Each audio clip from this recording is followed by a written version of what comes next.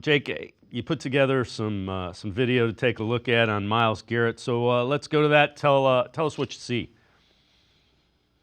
Yeah, I mean, at this point in the season, it is who wants to play. I think they did a great job in Hard Knocks. Shelby Harris talked about this of like you got to have your why when you're 3-10, have your why. And I just wanted to call out that Myles Garrett is still playing really hard. Now the Chiefs are in a bind at left tackle. They traded for Donovan Smith and they lost him. He was hurt for this week, and they put Joe Tooney out there at left tackle, 62 there, and kind of similar to a very good interior offensive lineman across his NFL career, Patriots and Chiefs here, but he's like Joel Bitonio playing left tackle. It's just a spot situation to them.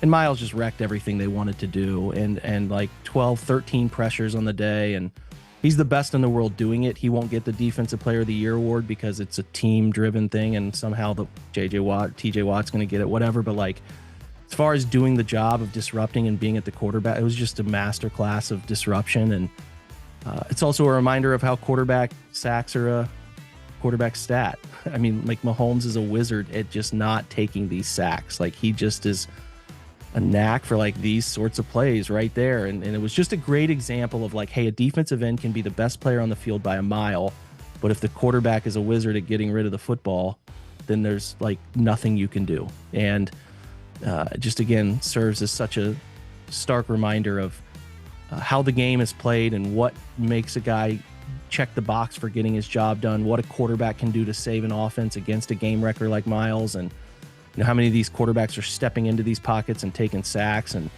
he doesn't do that. So yeah, there was just a point of that on Monday I wanted to illuminate to people after this game, which is not a game. Like the film is not fun right now, and a lot of players we don't care too much for in terms of like giving comprehensive analysis on how they're playing in these. It's kind of paradoxical to be like, I want the Browns to lose, but I want the players to play well. So it's hard to balance that for what we do. But Myles is still really good. But this is the point too, Dave. Like where we're at right now is, Nick breaks his foot, and it's a perfect example of like these 3 games mean nothing.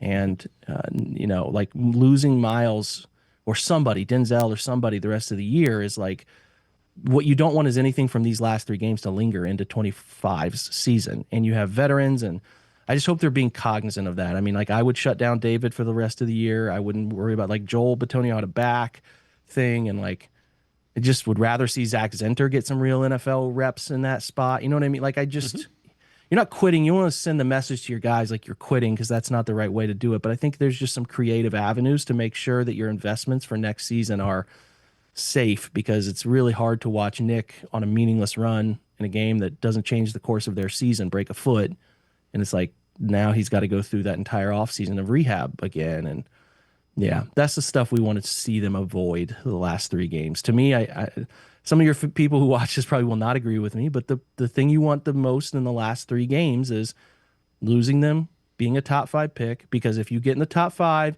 and there's a quarterback somebody loves, you can get a haul of a trade. If you don't like that, the opportunity just gets more broad, and the Browns need as much opportunity to be creative about replacing assets that they have cost themselves through the Deshaun deal. And like, it's okay also if they stick at 4 or 3. I outlined this in our newsletter yesterday about the avenues by which the teams in front of them can put the Browns into a place back in front of those teams. So like, the Jags, Titans, and Raiders kind of all play each other here, or are involved in some things that could move those teams back a little bit. And that's like something to be paying close attention to as well. So, just create as much opportunity for your young players as you can in the last 3 games to give them real NFL reps.